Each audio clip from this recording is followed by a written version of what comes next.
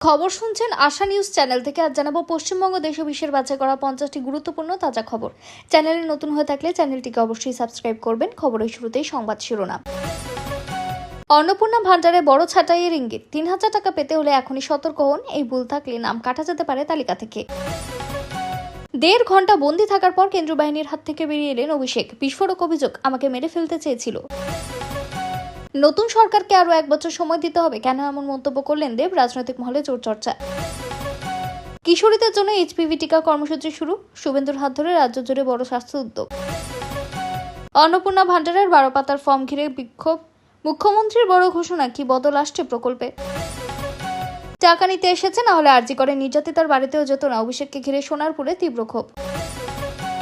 বাংলাদেশ অনুপ্রবেশকারীদের নিয়ে দিলীপের বিস্ফোরক বার্তা, সরকার কোনো দিকেই তাকাবে না, রাজনীতিতে তোলপাড়। বেসরকারি হাসপাতালগুলোর জন্য করা নির্দেশ, নতুন সরকারের বড় সিদ্ধান্তে স্বাস্থ্যকর চাঞ্চল্য। অভিষেক বন্দ্যোপাধ্যায়ের বাড়িতে সিআইডি, বিধানসভার শ্রীকান্তের তদন্তে নতুন মোড়।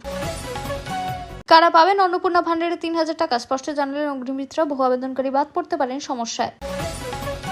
কেন্দ্রীয় সংস্থায় 12,000-এর বেশি চাকরি, দ্বাদশে গণিত না থাকলে আবেদনই করা যাবে না, জানুন বিস্তারিত।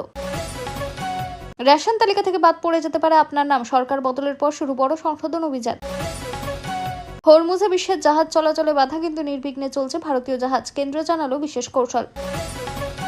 1 জুন থেকে বদলে যাচ্ছে এলপিজি সিলিন্ডারের নিয়ম, বাড়তে পারে খরচ, কি প্রভাব পড়বে সাধারণ মানুষের পকেটে? ককরোচ জনতা পার্টি বিতর্কে নতুন মোড়, প্রথম প্রতিক্রিয়াতে তাদের পাশে দাঁড়ালো আরএসএস, রাজনৈতিক মহলে জল্পনা তুঙ্গে। পাকা বাড়ি বা বাইক থাকলে কি কাটা যাবে অন্নপূর্ণা যোজনার টাকা? তীব্র বিতর্কের মাঝে আসল সত্য প্রকাশ করলেন মন্ত্রী। ডিম জুতো হামলার পর অভিষেককে নিয়ে উদ্বিগ্ন মমতা, ঘটনার পর কি বললেন মুখ্যমন্ত্রী?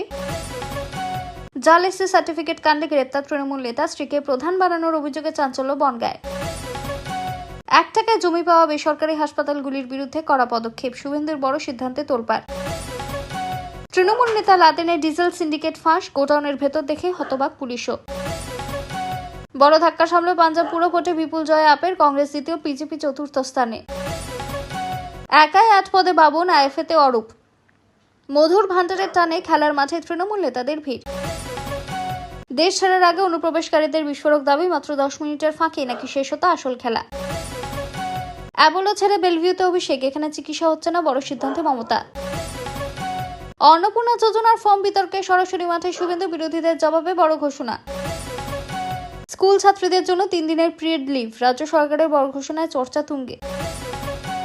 বিদ্যুতের বিল শূন্য করার সুযোগ, ছাদে সোলার প্যানেল বসালেই মিলবে 300 ইউনিট পর্যন্ত ফ্রি বিদ্যুৎ। অন্নপূর্ণা ভান্ডারের 12 পাতার ফর্ম নিয়ে বিতর্ক, যা করেছে বেশ করেছে, স্পষ্ট বার্তা অগ্নিমিত্রার। মমতার কোম্পানি বন্ধ হতে চলেছে, দল ছাড়ার হিড়িক নিয়ে বিস্ফোরক কটাক্ষ অদিত চৌধুরীর। মেয়র সহ 30 তৃণমূল কাউন্সিলরের পদত্যাগ, রাজ্যের প্রথম কর্পোরেশন বোর্ড ভাঙার দাবি ঘিরে চাঞ্চল্য। মোদি বাংলার লক্ষ্মী, শুভেন্দুর মন্তব্য ঘিরে তীব্র বিতর্ক, লাইসেন্স নীতিতে কোথায় বাড়ছে চিন্তা? লক্ষ্মীর ভান্ডারের টাকা সুদসহ ফেরত দিতে হবে, দিলীপ ঘোষের কড়া হুঁশিয়ারিতে নতুন রাজনৈতিক ঝড়। ভারতীয় দলের জার্সি গায়ে চাপানোর জন্য কি প্রস্তুত বৈভব? আইপিএল এর 16 ম্যাচ থেকে বড় মন্তব্য সাঙ্গারকার। তৃণমূলকে শক্তিশালী করতে কি মাঠে নেমেছে আরএসএস? ঘাসফুল কর্মীদের টানতে নতুন কৌশল নিয়ে জোর জল্পনা। এরপর দেখে নেব বিস্তারিত খবর। সোনারপুরে এক নিহত তৃণমূল কর্মীর পরিবারের সঙ্গে দেখা করতে গিয়ে তীব্র বিক্ষোভের মুখে পড়লেন তৃণমূলের সর্বভারতীয় সাধারণ সম্পাদক অভিষেক বন্দ্যোপাধ্যায়। অভিযোগ, সেখানে তাকে ঘিরে বিক্ষোভ দেখানো হয়, ডিম ও জুতো ছোড়া হয় এবং পরিস্থিতি দ্রুত উত্তপ্ত হয়ে ওঠে।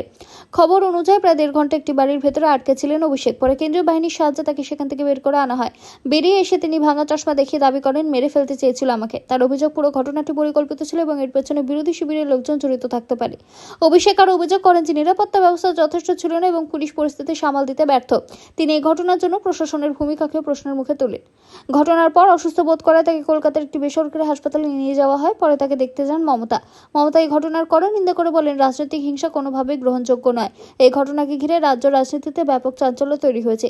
তৃণমূল নেতৃত্ব এটিকে রাজনৈতিক হামলা বলছে, অন্যদিকে বিরোধী শিবিরের পক্ষ থেকেও পাল্টা প্রতিক্রিয়া সামনে আসছে।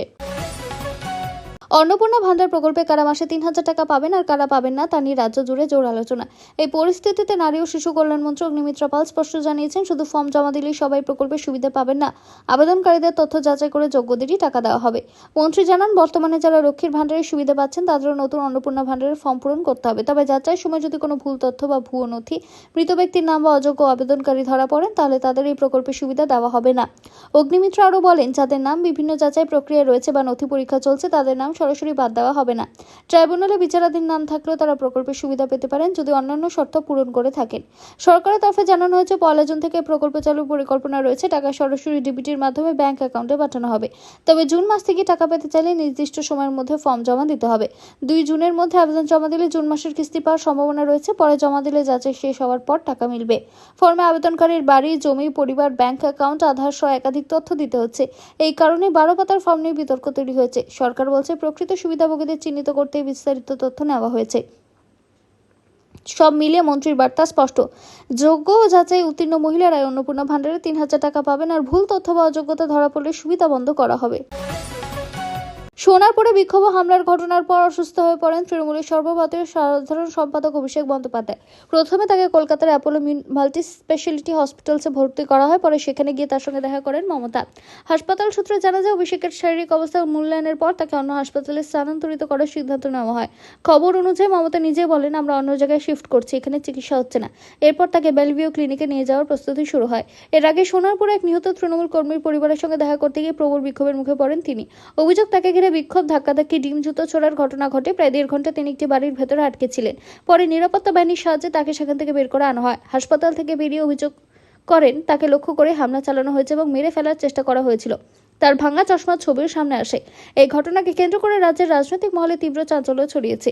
ঘটনার পর তৃণমূল নেতৃত্ব বিজেপিকে দায়ী করে সরব হয়েছে। অন্যদিকে বিরোধী শিবিরও পাল্টা প্রতিক্রিয়া দিয়েছে। অভিষেকের চিকিৎসা ও নিরাপত্তা নিয়ে এখন রাজনৈতিক মহলে ব্যাপক আলোচনা চলছে। রাজ্যে আরও 4টি নতুন স্মার্ট সিটি গড়ে তোলার পরিকল্পনার কথা জানিয়েছেন মন্ত্রী অগ্নিমিত্রা পাল।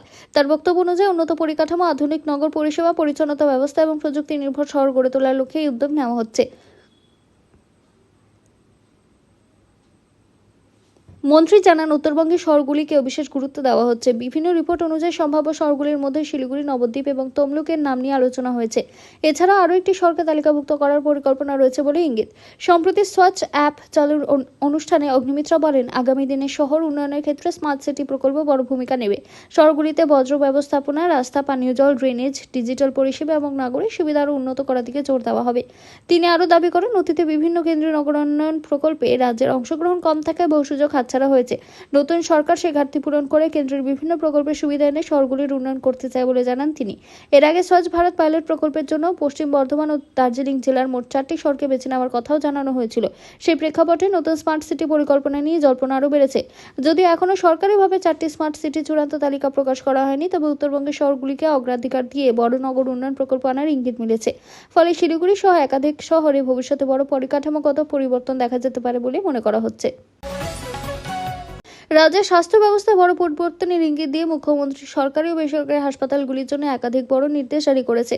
মূল লক্ষ্য হল রোগীর রেফার কমানো, দালাল চক্র বন্ধ করা এবং সাধারণ মানুষের চিকিৎসা পরিষেবা আরও সহজলভ্য করা।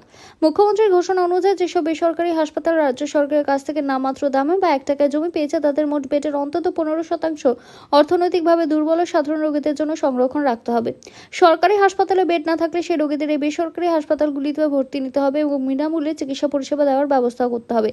স্বাস্থ্য দপ্তর একটি বিশেষ কন্ট্রোল রুম বা ওয়ার রুম তৈরি করেছে বলে জানানো হয়েছে, যেখানে জেলা ও সরকারি হাসপাতালগুলির উপর লাইভ নজরদারি চালানো হবে। হাসপাতালে ডাক্তার উপস্থিত রয়েছেন কিনা, বেড খালি আছে কিনা, রোগীদের সঠিক পরিষেবা দেওয়া হচ্ছে কিনা সবকিছু পর্যবেক্ষণ করা হবে।